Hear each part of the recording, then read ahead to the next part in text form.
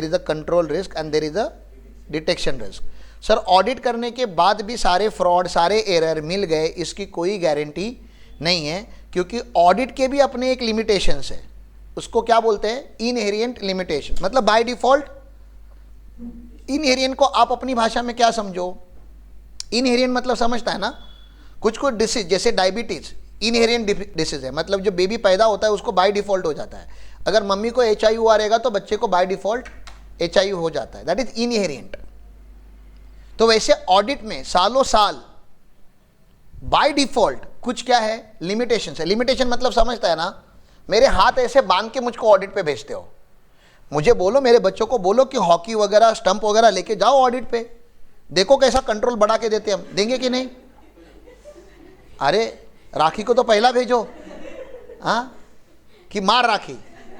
हाँ, अकाउंटेंट ने अगर नरेशन नहीं लिखा तो हाथ ऐसे रख बेंच पे और मार उसके ऊपर, ठीक है ना? नेक्स्ट टाइम वो बरोबर लिखेगा। अगर आप हमें अगर पावर दे देते इन्वेस्टिगेशन एजेंसीज का, तो दमदार ऑडिट करके दिखाते आपको। हमारे हाथ बांध देते हो, मुंह बांध देते हो और बोलते जाओ ऑडिट कर कराओ, तो उसको लिमिटेशन बोलते हैं। हम ऑडिट जिस चीज का करते हैं उसका नाम फाइनेंशियल स्टेटमेंट होता है। फाइनेंशियल डेटा ही एक्यूरेट नहीं होता तो ऑडिट आप कैसे बोल सकते हो कि परफेक्ट है? जैसे डेप्रिसिएशन, फर्नीचर का डेप्रिसिएशन कितना प्रोवाइड करते हैं हम? 10%। प्लांट एंड मशीनरी का कितना? 15%। कंप्यूटर का कितना? गारंटी है कि सच में 10% डेप्रिशिएट हुआ? गारंटी दो 15% डेप्रिशिएट हुआ? गारंटी दो कंप्यूटर 40% ही, ज्यादा नहीं हुआ है कम भी नहीं हुआ है, 40 ही हुआ है, गारंटी दो। गारंटी है क्या? नहीं। प्रोविजन पास करके रखी आपने, प्रोविजन, शायद लॉस होगा, शायद खर्चा हो, शायद बैड डेट होगा, RDD, reserve for doubtful debt, ऐसा सुना है ना बचपन से अकाउंट में, provision for bad debts. Provision है, प्रोविजन का क्या वाउचर मांगोगे, क्या सपोर्टिंग मांगोगे बोलो? हाँ, कुछ लॉजिक हो सकता है, हाँ 2 साल पहले हुआ था या 2 साल से हो रहा है, इस साल भी हो सकता है, होगा, उसकी कोई गारंटी नहीं। तो बहुत सारी चीजें हम प्रोविजनिंग बेसिस पे करते हैं। फाइनेंशियल स्टेटमेंट में ही इनहेरिएंट लिमिटेशंस है, तो वो लिमिटेशन ऑडिट को तो कॉपी पेस्ट हो जाएंगे ना। ऑडिटर कैसे चेक करेगा?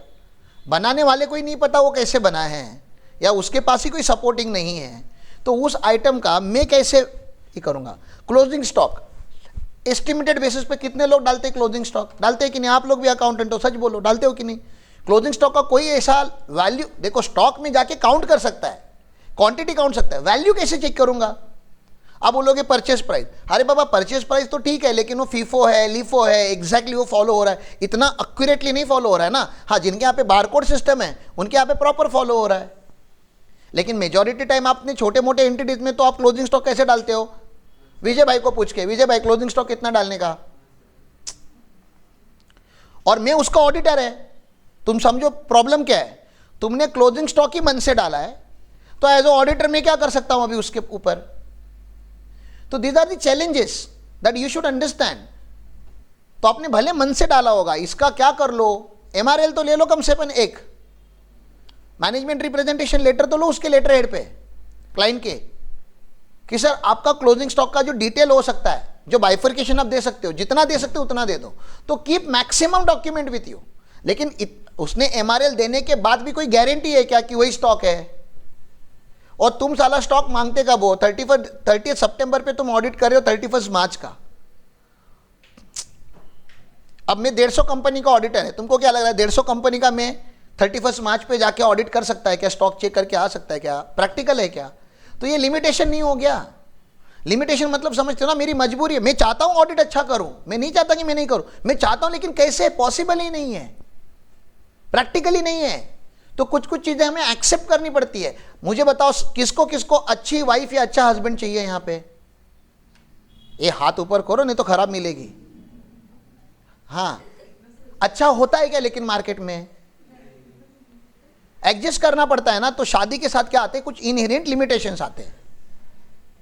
There is no perfect human being, क्योंकि आप खुद भी तो परफेक्ट नहीं हो। आपको अच्छा चाहिए सालो, तुम अपने आप को तो देखो आईने में जाके एक दिन।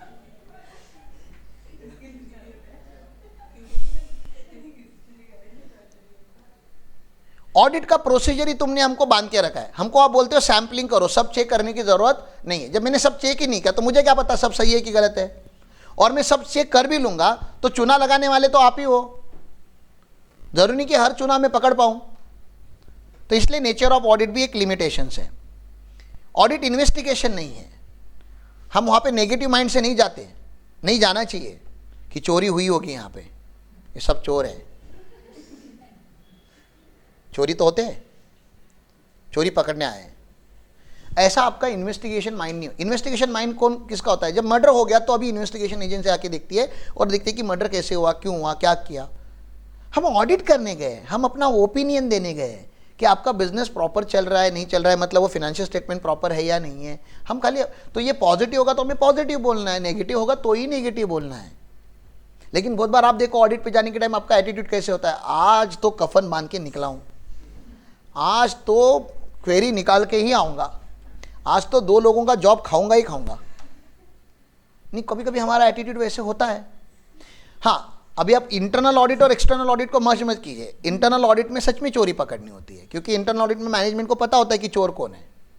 वो तो हमारे कंधे पे बंदूक रख के ठोकना चाहते हैं और आपकी भी औकात देखते हैं। उनको पता है चोरी किसने की है, कितनी की है, उनको सब पता होता है, आइडिया सब कुछ होता है। वो देखते हैं आप ऑडिट कर लो और बता दो आप पकड़ते हो क्या, दिखाओ।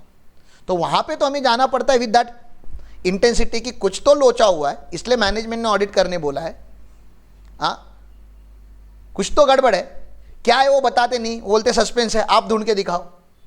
क्योंकि मिलना तो आपको चाहिए ना, वो आइडिया दे देते लेकिन एग्जैक्टली नहीं बताते। तो वहां पे हम जाते, internal audit is more powerful in that sense, क्योंकि इंटरनल ऑडिट का कोई लॉ नहीं है, थोड़ी रूल्स एंड रेगुलेशन है। लेकिन स्टैट्यूटरी ऑडिट के लॉज है, वी हैव लिमिटेशंस। हमें लॉ परमिट नहीं करता इन्वेस्टिगेशन करने के लिए, लॉ नहीं परमिट करता। क्लियर है? इंटरनल ऑडिट में मैनेजमेंट आपको पावर दे सकता है कि सर इन्वेस्टिगेट करके बताओ, but that is different audit. CA institute ने एक नया कोर्स निकाला है, that is forensic audit. Fraud हो चुका है, अब आपको as a forensic auditor appoint किया जा रहा है कि अब जाके बताओ कि ऑडिट मतलब क्या, किसने किया है फ्रॉड, कितने का फ्रॉड है। लेकिन वो फ्रॉड होने के बाद, अभी फ्रॉड हुआ है क्या? आप जिसका ऑडिट करते हो, हम जिसकी बैलेंस शीट बनाते हैं, उनमें फ्रॉड हुआ है क्या? तो आपका इन्वेस्टिगेटिव माइंड ही नहीं है ना, right? Timelines of financial reporting and decrease in relevance of information over the time. Financial statement बनता कभी और है, ऑडिट कभी और होता है। मतलब हमको जब हमारे सामने जब बैलेंस शीट आती है, उसको 2 तरीके से देखो। एक तो सजाई हुई दुल्हन है, उसको विंडो ड्रेसिंग बोलते हैं हम। क्या बोलते हैं? Window dressing. मतलब हमारे सामने जब बैलेंस शीट आती है तो उसको आप डिज़ाइन करके देते हो, हमें मेकअप करके देते हो। अरे मैं अपनी खुद की एक बहुत क्लोज फ्रेंड है, ठीक है ना, अभी रिकॉर्डिंग लाइन पे नाम नहीं बताता, मैं उसके शादी में गया है, मैं शादी के हॉल में से बाहर आया है because I did not identify, और मुझे लगा किसी और की शादी चालू है। मेकअप इतना किया था, काली लड़की को गोरा कर देते हो तुम। अरे खुद के फोटो देखने के बाद तो फील होना चाहिए ना कि ये मेरी शादी थी।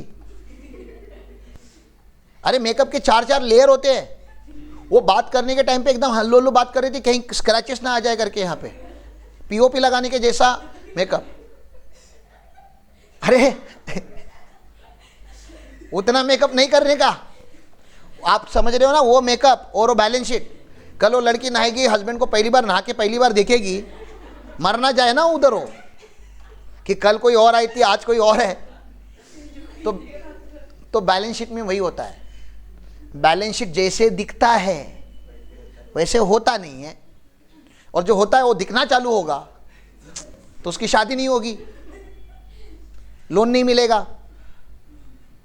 आप समझ रहे हो ना, क्रेडिटर्स उधारी पे माल नहीं देंगे, एम्प्लॉय जॉब छोड़ के चले जाएंगे, गवर्नमेंट आपके ऊपर एक्शन लेना चालू कर देगा।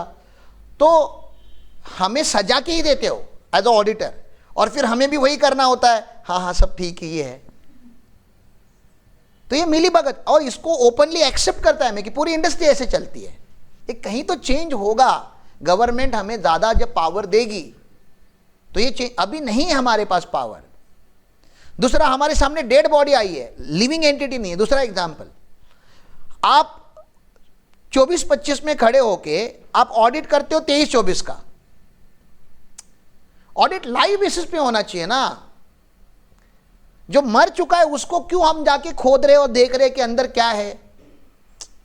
लाइव बेसिस पे ऑडिट करो, जो आपने अभी चालू किया है।